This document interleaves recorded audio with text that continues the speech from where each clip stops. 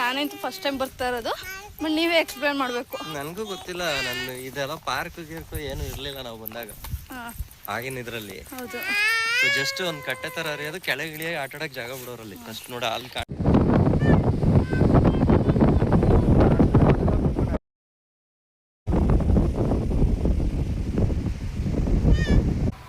ಅದೆಲ್ಲ ಕಿತ್ತಾಕಿದ್ರೆ ಕಜಾಯ ಕೊಡ್ತಾರೆ.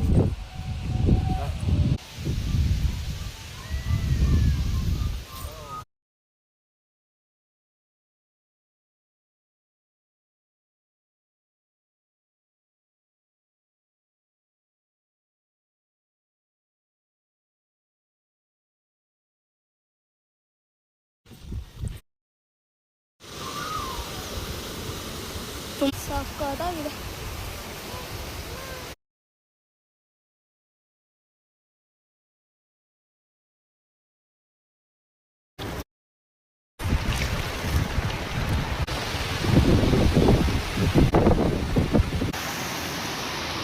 ನೀನು ಅಂತಿದ್ದಲ್ದಲ್ಲ ಕೋಲಿ